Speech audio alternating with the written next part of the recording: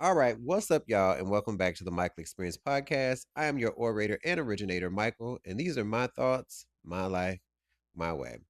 Woo, so we've wrapped up our self journey, right? Which we will continue for the rest of our lives, but at least for the series in this podcast, we have put that to bed for the time being. But we will definitely revisit it if we need to pick ourselves up, pull ourselves through, and get ourselves over. Okay.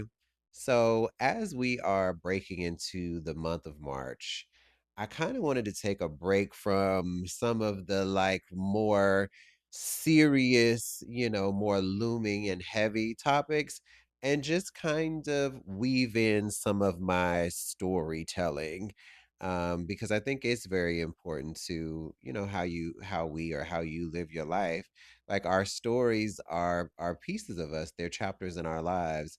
And so I wanted to talk about authenticity, but I also wanted to share kind of my way through authenticity, if you will. I know people are always in corporate spaces or in very public social spaces talking about authenticity and being yourself and bring your best self to the space. And sometimes that carries stipulations and connotations, right? But I wanted to talk about the importance of authenticity for me. So is this kind of self-help? Sure, but it's also a good story and life lesson in it too. So I'm reminded of a quote, and it is that it is better to be hated for what you are than to be loved for something you're not. And that was by Andre Gide. And I was reminded of that recently as I was watching someone else's podcast where at this point they were going through something, 37 years old. And he was saying, his name is Mark. He was saying that he was kind of having somewhat of a self or identity crisis around his gayness. And it was so interesting for me to hear someone else talk about it in that way, and immediately went back in time to about 2016 when my career started to take off. And for a moment, I wanted to kind of mute my gayness as well, simply because even though 2016 seems like such a current time, however, when it comes to being gay and being out and being proud, especially in corporate spaces, it still wasn't this big, belonging and inclusive and, a very multi, diverse kind of situation when it comes to that.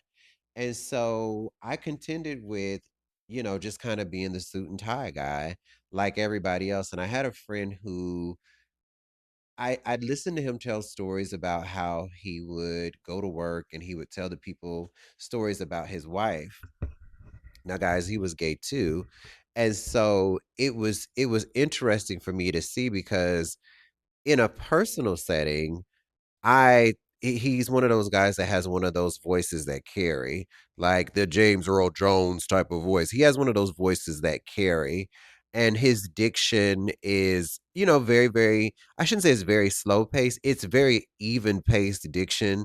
And so he's the type of guy that when you walk into a room, his stature, because he was a bigger guy, obviously that draws people into it. I don't know whatever that is. Well, there is actually psychology behind, being a heavy set person and how are revered in professional spaces. The bigger you are, people think that you have more authority and more power. But we're not going to go into that psychology. But I just wanted to say for context, he's probably like 5'9", 5'10", maybe, but very husky gentleman. And he had that James Earl Jones kind of voice.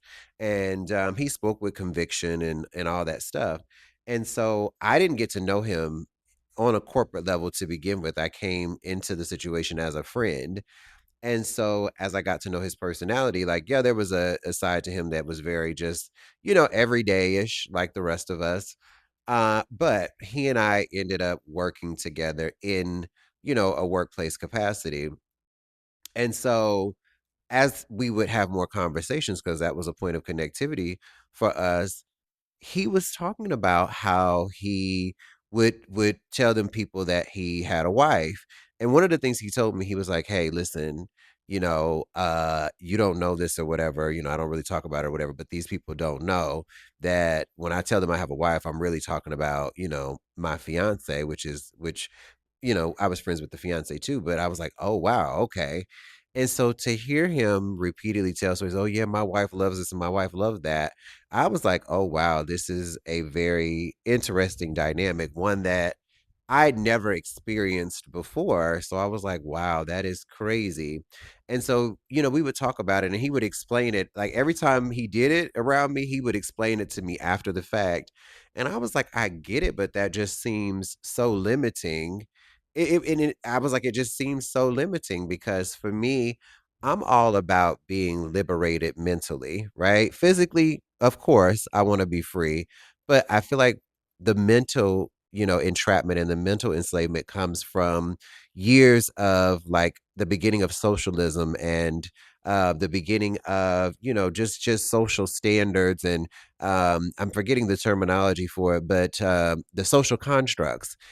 And so for me, I just was like, I want to break free from what people say you should be, as a man, as a black man from certain places.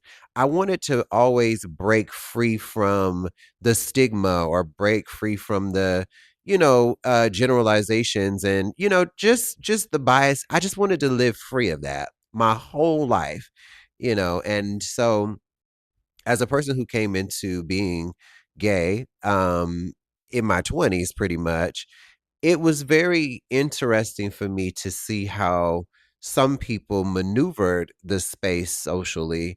And so I learned a lot just by being, but for me mental liberation is so very important to me. I think because I feel like it's so stressful when you're trying to keep up.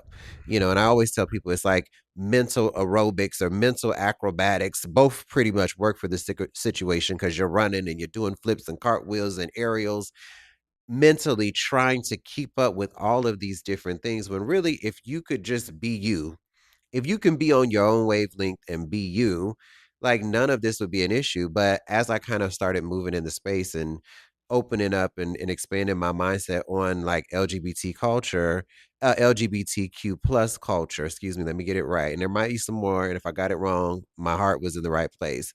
Um, but as I started moving around in the space more, I just started noticing very, very different dynamics. And to me, that was too much work to do. And so I just told myself that I was going to try my best not to let these conventions that other people have, rub off on me because when you hear people talk about things, you sometimes internalize it. Like if you hear it enough, you won't know it. It'll be like a subconscious thing, but you'll start repeating the things that somebody else told you and you won't even know why. You know what I'm saying? And one example I will give you is like growing up I always heard the term, as long as I owe you, you'll never be broke, right? And it was often associated with tossing a bill in the drawer and just letting them come get it, letting it, and letting them try to come for it. And just things like that, And I kept saying it as I was an adult growing up. And I was just like, why the hell do I keep saying this? Like, this sounds crazy. And I remember being in a room with people who were much better at their finances. And I always love listen, I don't care what anybody says. Be in a room with people that you feel like are smarter than you because well, if you remove the fear factor from it, because some people will get very fearful and then, they'll recluse and they will, they will go into a shell. Let's set that aside. If you go into a room with people who are smarter than you, it's going to push you to do more. It's going to push you to understand more, and it's just going to open up your world, right? Increase your mental bandwidth, in my opinion. But um back to the topic at hand though. So I've always wanted to be free mentally from having to think about all these things and I didn't want some of those conventions of old or just things that people felt to rub off on me. However, they had very very very briefly, but my own personal mantra around this and this became kind of my north star and my guiding light for just being who I am everywhere I go.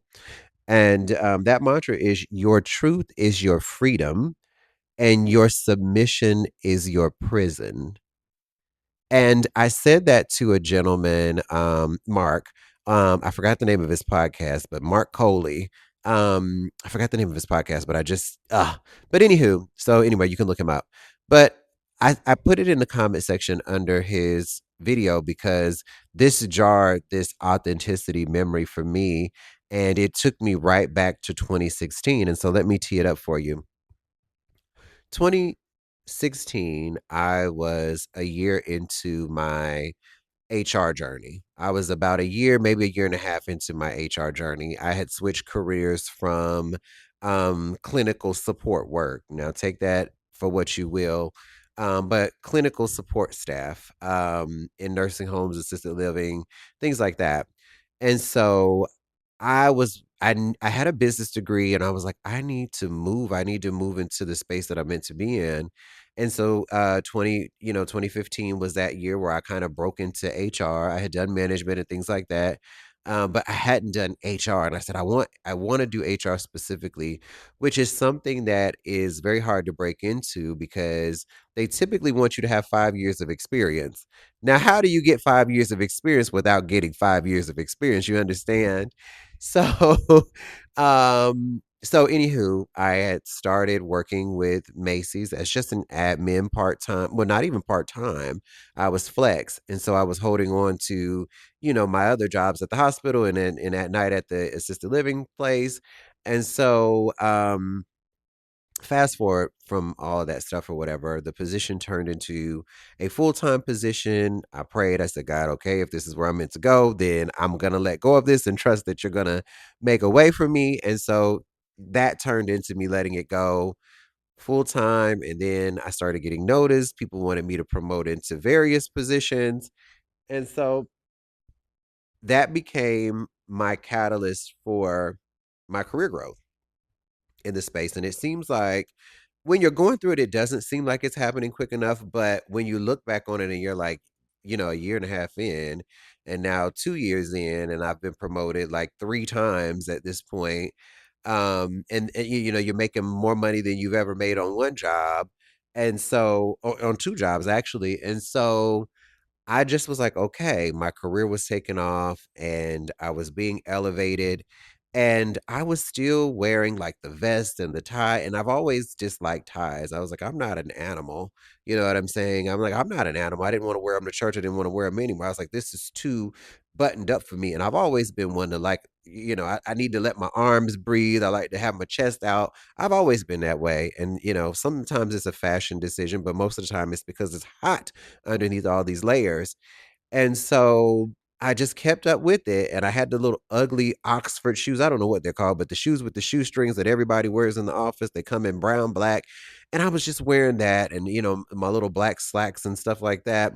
And so I was just showing up lottie dottie every day. And so I was up for the position that I wanted. I had been promoted twice, and so I was up for the position that I wanted, and I got the position.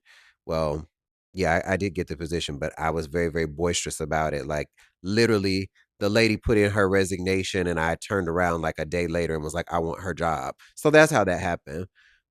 But I say that to say, um, once I had the conversation, it was like, okay, let me make something happen, and then conversations started happening. I said, okay, so one thing that is very important to me is that I feel free. And I said, I'm going to have a lot of eyes on me. There are going to be people watching me. Um, I need to make a decision if I want to continue to show up like this or if I want to show up as the person that I saw as my future self. Because I had an idea and I had been saying to like my friends and stuff like that for a long time. Because most of the time you saw me in scrubs because that was my situation for a while. And then, I'd get dressed and put on a little button up to go out. But and every now and again, I'd, razzle dazzle them. But I used to tell my friends, like, once I start making enough money, you're going to see me show up in the world very, very differently because it takes money to show up how I show up. And so, literally, I got the news about the job on a Thursday or Friday. And so I remember the weekend, I just was like, you know what? We're going shopping and we're just going to do it. And so I went shopping in various different stores, and I bought all the things that I felt like I saw as my future self.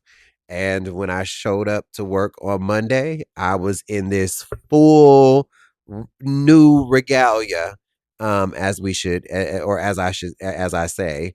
Um, and so what it consisted of is I had on this sateen kind of faux silk blouse that had a collar on it, but it had a cut V in it, and I had to pin it close because it cut too low.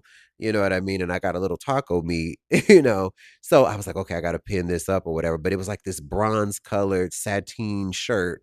And then I went to Zara and I bought like these, and in probably every color, but I definitely, it was black, green, and blue. And so I bought these. They had the cuff down to the ankle, and they were very fitted up around the leg and the thigh, and then the hip and stuff like that gave way with the back pockets with the flaps on it, so it made my little booty look like I had a little more booty. And I had on a pair of boots. Now I've always been a boot guy, just always been a nice little pointed toe boot guy from way back when. So that wasn't ever going anywhere. And so, but I had on some of those, and I just walked into the building and I was like, I'm gonna own it. And so I remember walking into the office and everybody looking at like, oh my goodness. And I had this I had got a was it the Michael Kors? I think it's still in there. It's like a peanut butter colored Michael Kors work bag. I think that was my first one. I can't remember, but I believe that was the one. And so I tiptoed in there like Miranda Priestley, and everybody's heads just kind of turned and they were like, wait, who is this? Because nobody had been used to seeing me like that. And even some of my friends who ended up working there as well had seen me out before, and I've always given a little something, but this was giving, okay, okay, Miranda. And my walk, this is the thing. This is the thing. I think people knew I had this very Naomi Campbell, Tyra. Now Tyra's a little more bouncy, but I had this very like supermodel kind of walk and sway about me.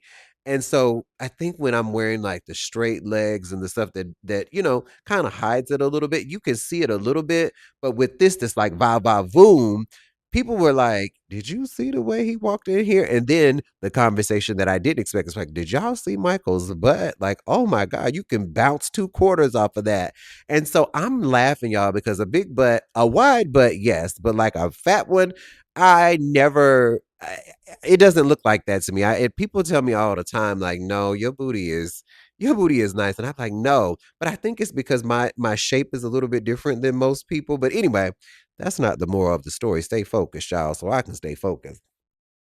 And so I came into the space that day and I was like, okay, I'm gonna own it. Now, what I will tell you is everybody came to my office that day and was just trying to see this look that I was giving. And, people were stunned. But what people started realizing was that it fit me, and the woman that I reported to, she immediately got it. Like she immediately, like she came in, her face lit up, and she was like, okay, now this is him. And she got really really excited about it, and I think that helped strengthen our relationship because she told me later on, she was like, you know what? I'm so glad that you decided to just be you, because I don't feel like we would have gotten all of this confidence and all of this fierce and powerful personality had you not shown up as yourself. And she said, you were always great. That's why, everybody wanted you as far as like, would he do this position? Would he do that position? She's like, but this feels like the real you. And I was so thankful that her and I had that conversation because as I was doing it, like I was like, it was a jarring experience at first because I felt uncomfortable a little bit. I felt comfortable as in like mentally, I was like, whoo, I'm free because this is me and I don't have to pretend. I don't have to do those wonky shoes anymore. I could just, crisscross my way in here, Naomi Campbell sashay my way in here. And it's not a problem. But on the inside, I kept thinking like, my friend that I was thinking about my friend that was saying like I don't want these people to know because I don't know if they're going to try to take my career. I don't know if they're going to be like, hateful towards me or retaliate towards me. And so I kept thinking about him saying, I told him I had a wife, and him explaining to me why he said he had a wife when he really was getting married to a guy. And so I kept thinking about that, and I was like, oh my God, is that going to be me? Is that going to be me? And so I had a lot of like nervous moments, like being in front of, VPs and regional people. I had a lot of like nervousness at first. So they would call me into these spaces, and I'm no stranger to explaining concepts or taking people through my interpretation of data and kind of giving them, what I think would be the best course of action, because that's kind of what got me noticed is I was a beast at analyzing reports and coming up with action plans based on it. So that's kind of what got me noticed in the background or whatever. But now I've showed up as Miranda Priestley in here. Now all these people who are suit and ties and work appropriate attire. Which what is work appropriate attire, right? But socially accepted attire. You know what I'm saying? And so I was like, "Oh my god, oh my god!" But I did it anyway, and I'm gonna tell you, there were days where before because I used to be a very nervous sweater. I would be a cold sweater too, but I was a very nervous sweater, and so I didn't want to sweat through my shirt. So I was like, "Dear God!" So before I went into these meetings where I knew it was going to be a bunch of people, and I knew I was going to have to speak, I would put a pair of socks under my arm. So I would put one sock under one arm and the other sock under the other arm because I was like, "Okay, I don't want nobody to see me sweat." Literally, figuratively, and literally. And so as I kind of moved through those spaces and I would get up and I would do presentations and stand up. And I would notice that people would watch me, but what I also noticed is that maybe somebody that didn't know me for a second would just be, kind of put off by my outfit for just a quick moment. I could tell they were processing. But once I started, communicating and articulating my points, the attention really shifted into what I was saying as opposed to, what I was wearing. And so that is what let me know, after repetition, but that is what let me know that it was okay to show up as who I was, because at the core of it, I'm still the same person. It doesn't change my skill set. It doesn't change what I'm able to bring to the table. It doesn't take away from, how compassionate I am and understanding. It doesn't take away from any of that. My qualifications, education, none of that goes away because of me being, you know, representative of who I feel like I want to be, for my imagery. And so I just kept telling myself that I was like, you know what? It is the work that matters. It is the content of what I'm saying. It is the content of my character that matters most. And the clothes are for me. The clothes are for me. This is what makes me feel good and what makes me feel most comfortable. Now if they love it, which most of the time people would be like, I just love everything about what you're wearing. Not everything was a hit. There was some misses in there, as you know, when you're trying out some things I was like, oh dear God, I can't believe I wore that. But for the most part, people just it was a one more thing that made me stand out from the crowd, that I was coming in here and you were still getting all of this very meaty content from me. And I really do focus on, solving whatever the situation is in my workplace. And I never made it about gay politics or LGBTQ politics. I never made it about that or never tried to make it bigger than what it was. I just wanted to be me, because I know some people, and I'm not saying that this is right or wrong. I know some people will come into a situation and because, they've been muted or silenced or suppressed for an indefinite or long amount of time or whatever I'm trying to say here, a prolonged amount of time. I think that they will be extra loud and extra, just extra, just because they're compensating for lost time or trying to make up for lost time. I just didn't have that. I was just like, I just want to be me. You know what I mean? I'm not screaming at the mountaintops that who I am or making any loud declaration verbally or anything like that. I'm just going to show up as me, just as anybody else should or would in the world. And that was the other thing. I was like, you know what? I just have to be me. Everybody else is going to show up as them, and either it's going to work or it's not going to work. And so one of the things that I ended up saying in one of those final moments where I was still just like, did I make the right decision to make this drastic of a change? And the last thing I told myself when I was a little nervous or unsure is I want my success to be mine. I want my success to be mine. So whether I win or I lose, I succeed or I fall, I want it to be because I was being me. That I'm okay with living with because I didn't want to wake up 10, 15, 20 years down the road having gone through a lot, overcome a lot, achieve a lot, and even if I fail, even if everything was in the antithesis, right? The opposite, even if that were the case, I wanted to be sure that it was me and that I did not look back and have any regret about showing up as a second rate version of myself or a edited muted version of myself, a suppressed version of myself. I didn't want to do that because I felt like if I kept playing those aerobics mentally with my identity and my comfortability, that even if I was as successful as I could possibly be in this life, sitting on top of the world, when I get there and I have the time, the space, and the opportunity, I would look back and not realize who that person was that did it all of those years. And then to look at myself in the mirror and say, this is still not me. I just couldn't do that. I was like, this is still not me. I didn't want to look back on every occasion, every photo, and think to myself, what was I hiding at that point or what was I suppressing? I didn't want to do that. I didn't want to be like, oh my God, I really wanted to. I didn't want to pose like this in this picture, but I did anyway. Or in this thing, I really wish that I could have done that. It would have been more fun. I did not want to look back on my life and have any regrets. And I also didn't want my success to be built on that because all of the congratulations, all of the accolades, all of the things will have been for me consciously and knowingly pretending to be another version of myself that doesn't even resonate with my personality.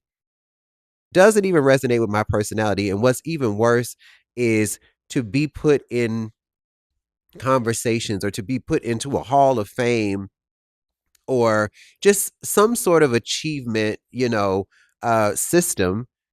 And when I have to go back into that system, I'd have to do it as that person and not the person that I wanted to be or the person that I saw myself as. And that was very, very important to me. And so that last moment of doubt, that is what I told myself. Those were the thoughts that were running through my mind. And I walked away. And ever since then, I was like, you know what? If I ever walk into another situation and, it doesn't work, it'll just be because it wasn't for me. It'll just be because it wasn't for me. And that's okay too. It's very much so okay that somebody doesn't like the way that you show up in the world with your appearance, your hair. Maybe they don't like the way you walk, maybe they don't like the way you talk. Maybe they don't like your skin color. Maybe they don't like your skin tone. Maybe they don't like your texture of your hair. Maybe they don't like you because you're bald headed. I have contended with myself that if someone is not going to like you, they will find a reason not to like you. And that can be for romance, that could be for friendship, that can be for, work. If someone wants to find a reason not to like you, they will find it. And so I am not obsessing over any one thing about me that somebody can't like, right? I'm going to walk into spaces and what is meant for me will be meant for me. And what is supposed to come to me will find me. And so that is how I move through the world. And the level of freedom that I get from that is worth more than any amount of money I could have accumulated pretending to be the suit and tie guy. So I will say to anybody that is out there struggling with, do I share this part of my life or do I show up in this way? And is it going to make people feel that way? Am I going to lose friends? Am I going to lose, you know, co-workers, that were on my side? Are the people that I work for not going to respect me anymore? The people that are meant to be around you, the real you, will find you. And those are the people that you will be the most comfortable with. Those will be the people you shine with the brightest. Those will be the people that push you to grow. Those are the people that invigorate you in those moments where you no longer feel invigorated. Those are the people that are also going to become your safe place and your soft place to land when things get a little crazy and tumultuous. Those are going to be the people that know you and love you for being you, and they want you to be the best version of yourself at all times, at nearly all costs, as long as it's not hurting anybody else. So those are the people you want to be around, not holding on to those other people who are holding on to the fictitious you, the alter ego you, the altered you. You want to let those people go. But I always say to people, and I said this to the gentleman on the podcast in his comment section, I said, my advice to you to get you going and getting comfortable with yourself as opposed to making other people comfortable, right? Because that's the thing. I didn't say that part, but I said the thing to get you going, my advice would be to do the thing that scares you. Do the thing that scares you. And I would give that advice to anyone. If you feel like you are, I don't know, in a social setting, you are in communal work, whatever it may be, and you've been showing up as a watered down version of yourself, a diluted version of yourself, a suppressed, a muted version of yourself, and you really are contending with breaking away from it, do that thing that scares you. That thing that at night you have to take a deep breath because you know you're going to have to hold it in, that you're going to have to be super aware of not doing to appease other people, or the thing that feels so uncomfortable in this moment because you haven't done it, but you've only conceptualized it in your mind and in your dreams over and over and over again, and you're just so nervous because of the newness. Do the thing that scares you. If it's something as simple as I'm not wearing this tie to the office anymore, and if I do wear a blazer, guess what? It's not going to be the black, the basic black or the basic blue or the basic ash gray. It is going to be polka dots. It is going to be paisley, and by golly, I'm going to put a colored shirt under it, and I'm going to take the top three buttons down. You know what I mean? And I'm gonna wear a Giuseppe as opposed to a Stacey Adams. What and either one, there's nothing wrong. Stacey Adams has nice shoes. But the point of it is do that thing that scares you. Do that thing that scares you.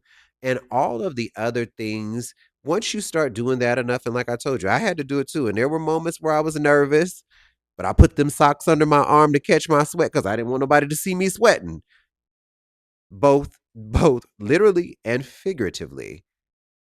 And I pushed right on through it. And when you repeat that enough, that level of comfort, that confidence in this version of you that you want to be, it just grows. And then you end up doing that next thing that would have scared you, and then the next thing, and you realize, after you go on this journey, you realize none of it was really all that scary because none of it took your life. It actually gave it to you. It didn't end your life when you did that. It actually birthed the life that you were supposed to have and the person you were supposed to become. So do the thing that scares you. And if that means you are in a career because of optics, but you've wanted to go somewhere else, go do that. Whatever your heart is calling you to do, be, show up as, speak as, do that. Because that is a life of true fulfillment. That is a life of true success that when you look back in the photos, you are reminiscing and not regretting. I never want myself or anybody to look back at moments, whether video whether a reward that is immortalized on a plaque or something, whatever that looks like, whatever that stimulus looks like. I don't want any person to look back on that in regret instead of being able to reminisce about the moment. And I feel like when you put yourself in a box and you submit to a different program other than your own, you tend to look at those rewards and not be able to see them for what they were, because you don't recognize the person who accepted them and the person who achieved them. So do the thing that scares you. For me, it was showing up to work as the person I saw myself as every single day. I knew it. I knew it from a very, very early point. I was like, I always want, if I wear a suit, it'll be a nice tailored power suit. And I'm going to walk in and I'm not going to try to, walk different because I don't want people to see my Naomi Campbell esque walk. I don't want people to think because I want to wear stuff that's more fashionable, that's more structured. I love a structured jacket. I love a structured, just whatever. I knew for a long time that I wanted to show up in that way, in my Miranda Priestley-esque way. I knew I wanted to show up in that way. And I had told myself for the longest that it was because of the money. I was like, you got to make the money. You got to make the money. It wasn't even about that, to be honest. It wasn't about that. I could have started it earlier. The money did help. It helped me do it all at once, but I didn't have to do that. I could have done it. I look back at moments where I tried it and then I was like, okay, I'm going to put that back. I looked at it. I looked at old pictures of me and I was like, you took a risk there. So it was always there, but I always kind of was like, okay, I'm gonna put it out there, then I'm gonna take it back.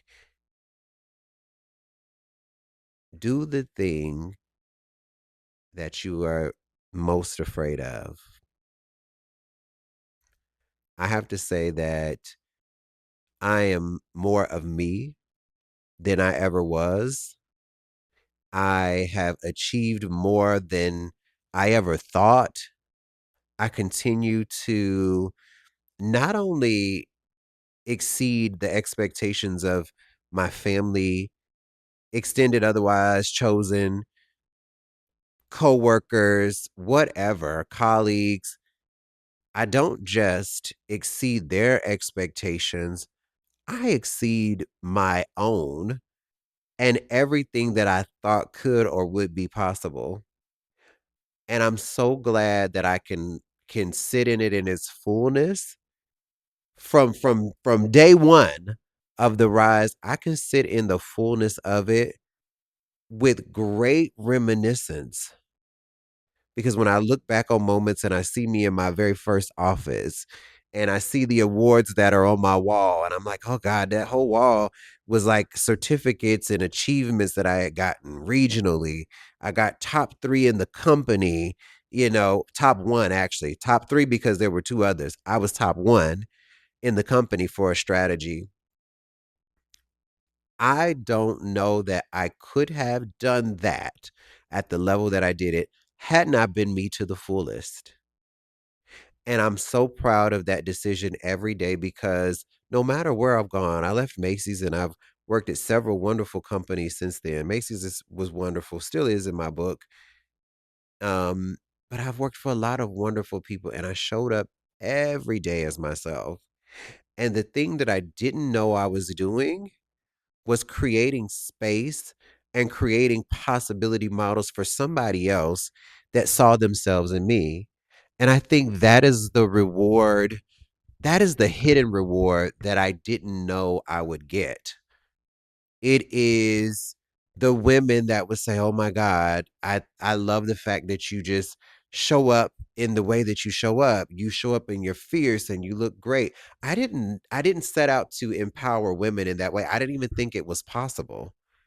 I didn't think it was possible. I always looked at strong and powerful women and I was like, who run the world girls? You know what I mean? I always thought that the women always showed up very, very powerful and they could be sexy and all those things. I did not know that by me being me, it empowered some women to be like, listen, yeah, I'm not doing the frumpy business. I'm not doing it. I'm doing the power woman suit. I didn't know that I was going to be a possibility model. That took me because I was like, I'm a man and you're telling me you were inspired by me? And this is like people that I've reported to. These are my colleagues. These are people that worked under my umbrella. And I'm like, oh wow, this is crazy. But also in the community, in the LGBTQ plus community, where people were saying like, you gave me space to be me.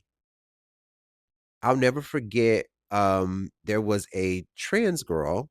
There was a trans girl that came to work, and I think subconsciously I recognized that she was trying to dilute herself. And I could tell that the beginning of the transition was happening, but then I could also tell too that she was doing the thing that I did originally, and it was the suit and tie thing. And, I remember that my team was helping her get ready and onboard her and things like that, and I always introduce myself and stuff because I want everybody to know who I am, but I will never forget that when I saw her again, there was a name on the name tag, and I was like something told me at first I looked at it, and then I was like, "Hmm, I don't think that's because she didn't introduce herself to me. What was the name? Ah, God. Was it I think the name she introduced, to me with was Ashlyn, and I think the name that was on the badge was Jalen. Now, I might be messing it up, but I think I'm really close. But I think the name that was on the badge was Jalen, and so when I saw this person, I was like, "Wait a minute." I was like, "Hold on, that is not who that person told me they were." And so I remember going upstairs and looking it up. I went upstairs and I looked it up. I was like, "Let me look at this and see if this is right," because I think that person told me their name was Ashlyn. And so, true enough, right? She had filled out her application under her government name, but somewhere on the thing, I think it where it was like it wasn't preferred name, but it was like nickname or something. It was on a piece of paperwork or something, and she put her real name, her government name, and then she put Ashlyn next to it.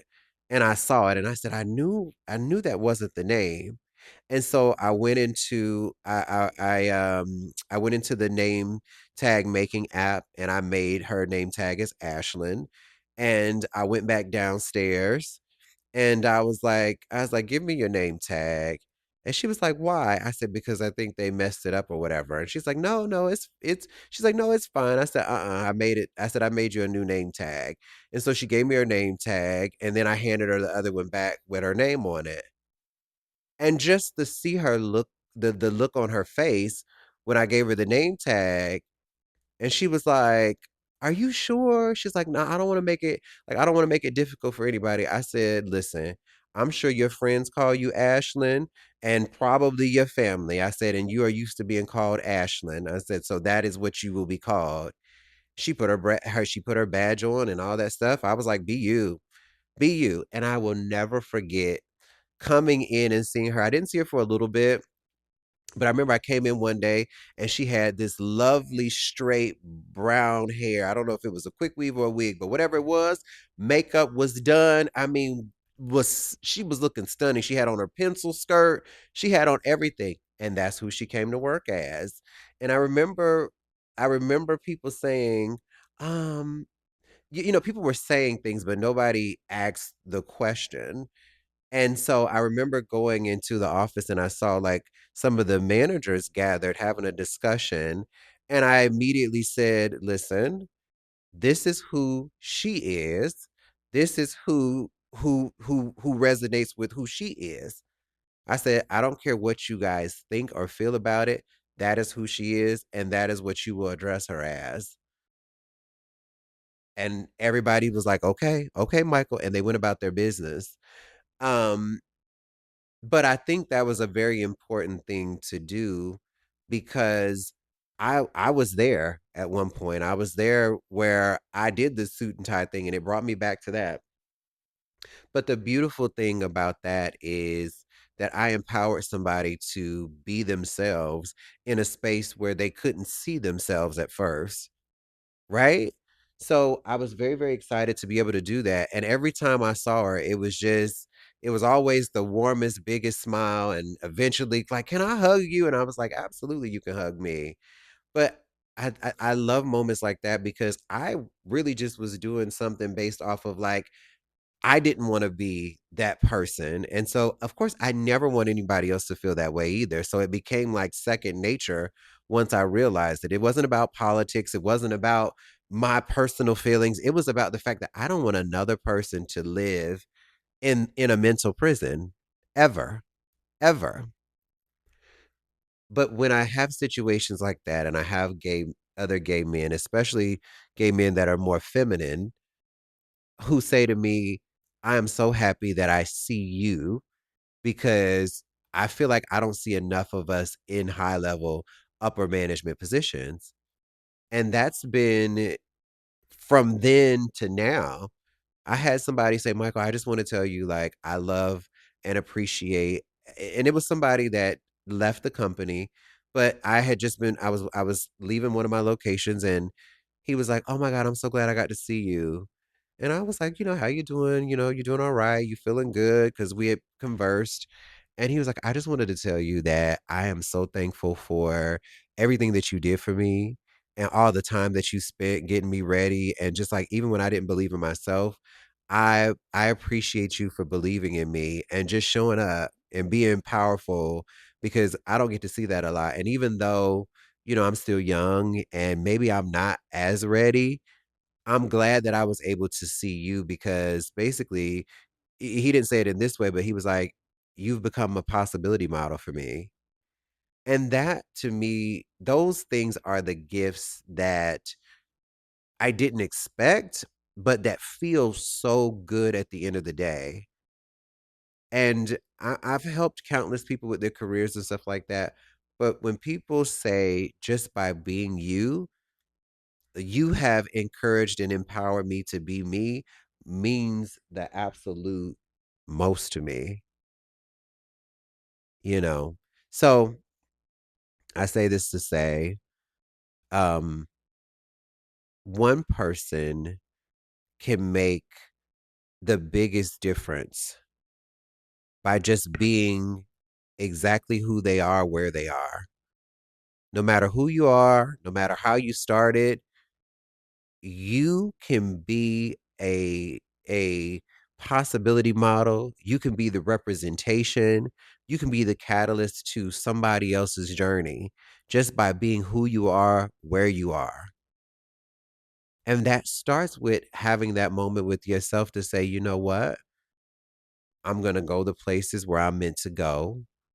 I'm going to allow the spaces that are meant for me to open up to me. And I'm going to exist in my own authenticity. That is your freedom. But when I tell you, you just don't know how many other people you can empower to be them by just being you. And if you is so different outside of the norm, there's nothing wrong with that. It's a superpower. It's a superpower. So, my hope is that we are all able to live as freely as we possibly can in our authenticity, in our wholeness, in complete freedom and fulfillment. And may we live in a spirit of looking back and reminiscing and not regretting. You are enough just the way that you are internally, not the not the who you are that you're pretending to be. You are more than enough as who you are on the inside. And I can assure you that when that person on the inside comes together and marries the person on the outside, everything you create will be beautiful. So that has been the Michael Experience podcast. And I hope y'all got something out of it. And until next time, love on yourself before you can love on somebody else. Okay. And I'll see y'all on the next one. Peace and love, y'all. Bye.